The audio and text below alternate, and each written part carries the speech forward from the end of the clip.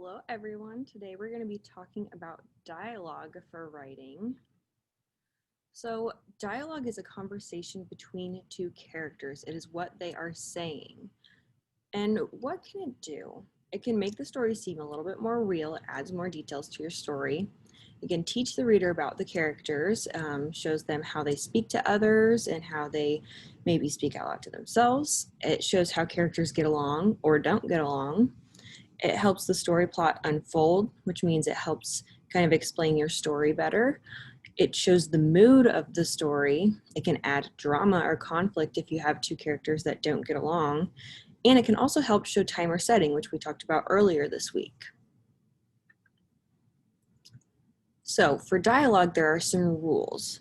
Looking at these 5 rules right here, you quote any spoken words, any words that are said out loud, you put them in quotes.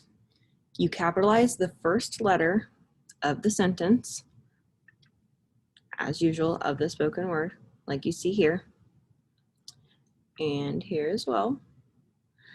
You separate spoken and unspoken words with punctuation. So you see here that there's a question mark before the end of the spoken word, and there's an exclamation point right here before the end of the spoken word.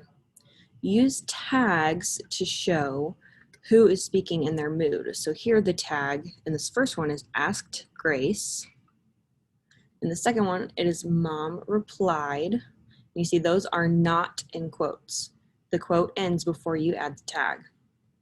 And then you indent, so you see here, indent for new speakers and use dialogue with correct punctuation, which we're going to be talking about a little bit more later in these slides.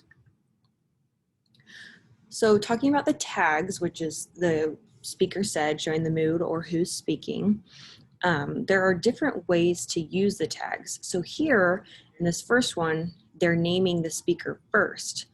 So our teacher told us is at the beginning and then the quotes start. Or you can name the speaker at the end. So here it says, please look at the daily schedule. It will tell you what time we have recess. And our teacher told us is the tag and it's at the end. Or, this is a bit fancier, you can stop in the middle to name the speaker.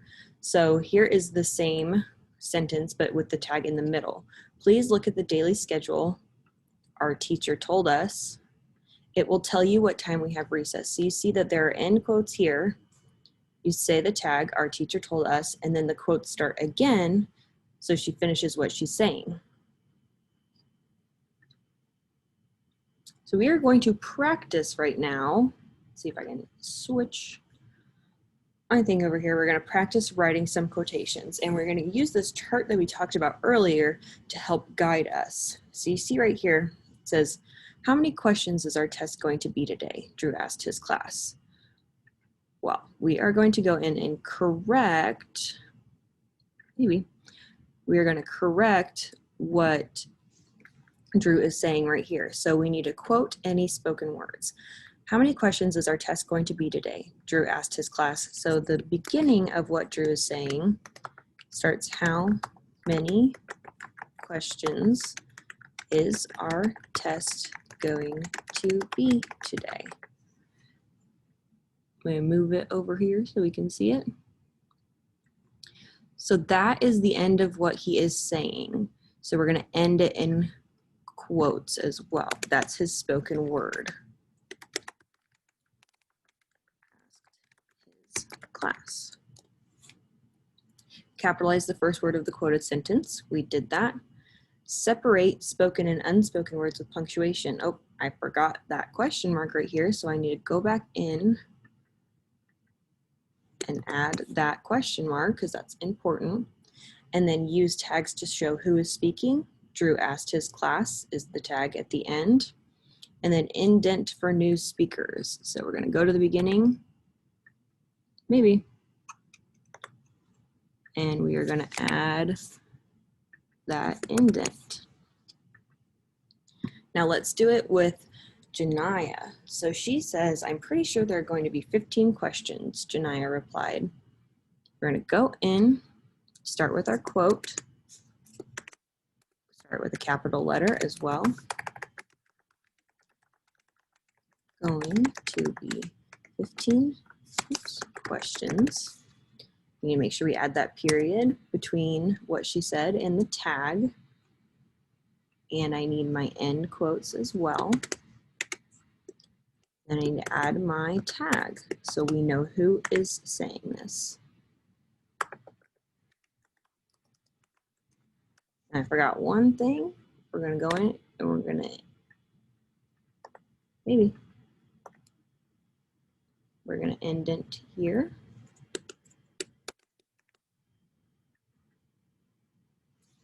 Maybe.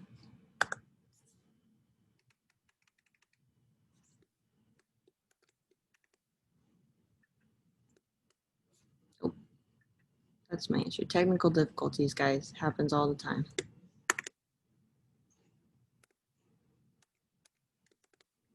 There we go. All right, so there's some practice that we have going here. And it's easy to go through that checklist. So while you guys are writing your dialogue and your story, you can come back to this lesson and look at this checklist, or you can write this checklist down in some notes so you can go through it when you're writing dialogue. We're going to try a couple more. So, wait a minute, Terry said to his mom. I never have to do these chores by myself. So here we can see that the tag to show who is speaking is in the middle instead of at the beginning or the end. We need to make sure we have our punctuation before we add our tag in the middle. Terry said to his mom, and then he speaks out loud again. So you add another quote and say, I never have to do these chores by myself.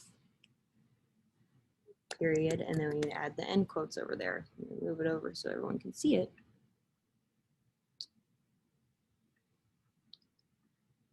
So you see that I have a punctuation between the first thing he says and the tag, and then I start again with a capital letter at I never have to do these chores by myself. We're going to head back over and do this last example over here. Terry's mom is replying. So we're going to start with our tag this time. Terry's mom said, we add that comma in there to separate spoken and unspoken words. That's number 3 on our list. I know, honey, but your brother, you move that over, but your brother can't help today because he has a baseball game. Make sure to put my end quotes there as well. So there's some examples, and we are going to look at some different kinds of examples now, how dialogue, and talk about how things are used correctly. So we're going to get our pen out here. So we use speakers tags to identify a speaker. So this example says, "Go team," screamed the cheerleaders with excitement. The first example is here. It says, "No, it's not," the children cried, so we need to circle the tag. The children cried is our tag right here. The second one says, "Oh, but," Margot whispered, her eyes helpless, so the tag is Margot whispered. That's who's talking. The second one is putting our quotation marks around, so we're kind of correcting these, the speaker's exact words. "This cake is delicious," Amanda said as she took a bite. This first one says, "It's like a penny," she said once, eyes closed. So she's saying here, it's like a penny. She's not saying eyes closed, so we're not going to put that in quotes. And the second one, "You're lying, you don't remember," cried the children. So they're saying, "You're lying, you don't remember." My quotes look a little funky, but they're quotes. And "cried the children" is the tag, so we're not going to put those in quotation marks. For number 3, it says, "Place a comma before a quotation." So here it says, "The teacher asked, comma, did you study for the test?" So here it says, "One of the girls said, comma, well." Next one, "He turned and said, comma," we need a comma in there, "nothing's happening today." So those were some examples we went through. You can look at your writing and you can fix dialogue if you already have it, or you can add a dialogue. So for your job today, there's going to be a dialogue example on Canvas. That's an assignment that you need to do that, go in and do that. And then you need to continue working on your story and make sure that your dialogue is correct in there, and maybe add some more if you want to add some more. Bye guys.